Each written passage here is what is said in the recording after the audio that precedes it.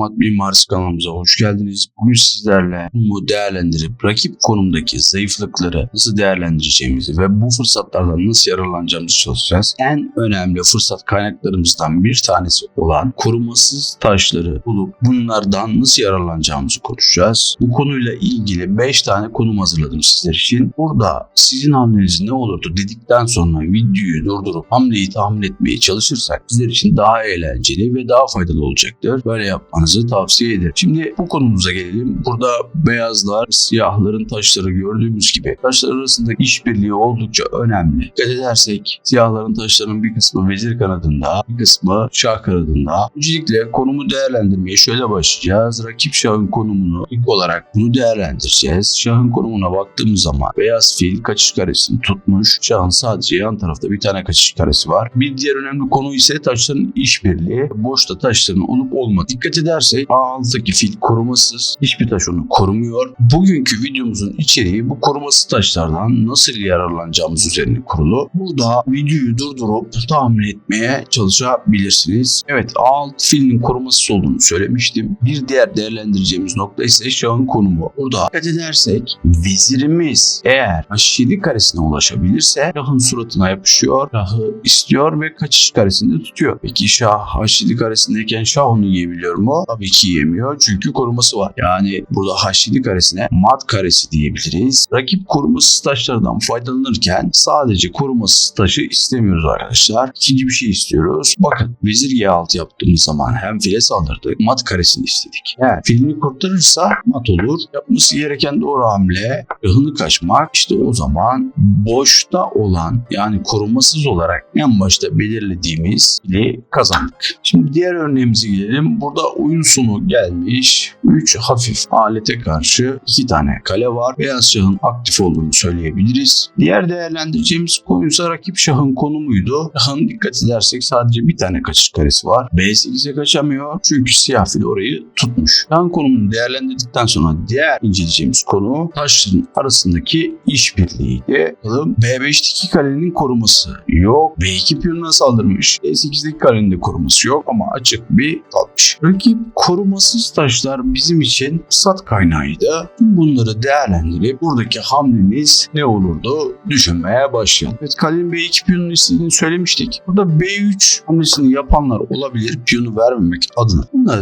değerlendireceğimiz en önemli şeylerden bir tanesi de şahın konumu demiştik. Şahın sadece bir tane kaçış karesi var ve B5'teki kale korumasız. Yani hem korumasız taşı isteyip taş kaçtıktan sonra C6'dan mat fikrini düşünenleri tebrik ediyorum arkadaşlar. B5'teki korumasız taştan ve şahın kötü konumundan yararlanmak için fil A4 kale kaçarsa ya da piyonu alırsa fark etmez. İkisinde de bakın fillerle mat ettik. Tabii ki burada kaleyi kaçmak yerine piyonu sürebilir. Durumda da beyazlar kale kazandı. Karşında fil verdi. Duruma kalite üstünlüğü diyoruz. Kalite kazandı ve sonrasında taşları aktifleşti. Sonrasını beyazlara kazanç olarak söyleyebiliriz. Şimdi gelelim diğer örneğimize. Burada beyaz şahın açıkta olduğunu ve A5 atının korumasız olduğunu söyleyebiliriz. Kara şah kendi taşları tarafından sıkışmış. Burada hem beyazların hem de siyahların hamlesini tahmin edeceğiz. Beyazlar olarak burada ne oynardınız? Evet, konumları değerlendirirken şahın konumunun oldukça önemli olduğundan bahsetmiştim. Beyaz şah açıkta. Şah açıkta olduğu zaman siyah taşlar için saldırı fırsatı olacak. Bir kenara bırakıp at G6 yapanlar olabilir. Vezire saldırmak adına. Saldırı hamleleri güzel bir şey ama doğru zamanda yapılması gerek. Beyaz şah tehlikedeyken böyle açıktayken saldırı yapmak yerine şahı güvenliğe almak gerekiyordu. At G6 gibi bir hamle yapıp eğer vezire saldırırsa burada dikkat edersek at boşta kaldı. Koruması yok. A5 atının da koruması yok ve beyaz şah açıkta. Bunları değerlendirdikten sonra siyah taşlarla siz olsaydınız ne oynardınız? Evet, videomuzun da başlığında olduğu gibi korumasız taşlar fırsat kaynağı. Eğer burada vezir D6 oynayıp hem şahı hem de atı isteyenler olursa onlara üzücü bir haberim var. Beyazlar hem şahını kurtarır hem de korumasız atını filiyle korudu. Vezir bunu alamaz çünkü fil koruyor. burada olduğu gibi rakibin birden fazla korumasız taşı olabilir. Rakibin birden fazla korumasız taşı olduğu zaman hangisini kazanabiliyorsak o bizim için fırsattır. Az önce de söylediğimiz gibi D6'yı kazanamıyoruz ama vezir D8 oynayanları tebrik ediyorum. Şahı kurtarsak bile boşta olan atı kazandı siyah. Korumasız taşlar burada olduğu gibi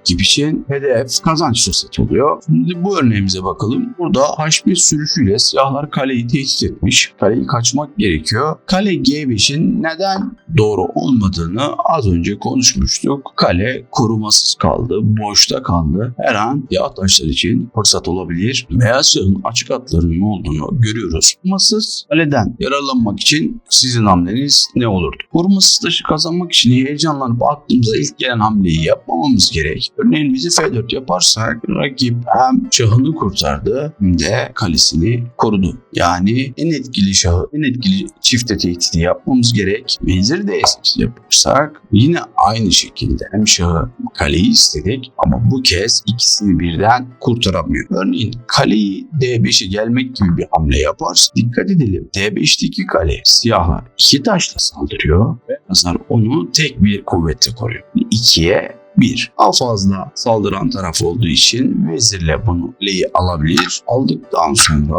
değişimden siyahlar kazançlı çıktı. Şimdi bu örneğimizi inceleyelim. Siyahlar en son piyonuyla oynayıp kaleye saldırdı. Kale tabii ki daha değerli bir taş. Açması gerekiyor. Az önceki çalıştığımız örneklerden korumasız taşların rakip için fırsatlar olduğunu söylemiştik. Burada beyazlar olarak deniz ne olur? Kale G7 ile beyazların piyon kazancı var ama dikkat edersek bu kale artık korumasız ve boşta kaldı. Boşta kalan taşlar rakip için hedef oluyordu. Şimdi kale korumasız bir taş ve bir de şahın konumunu değerlendirelim. Şahın 2 tane kaçış karesi var ama siyah kalenin yer açık hattı beyaz şahı görüntülüyor. Eğer burada matı hayal edelim desek, yani bu veziri alıp istediğimiz yere koyalım desek, B2 karesini koymuş olsak veziri hem şahı istediği hem de kaçış karelerini tuttuğunu görebiliriz. O yüzden burada vezir C3 ile boşta taşa de mat karesine saldırabiliriz. Böylece vezir hem mat etmek istiyor hem de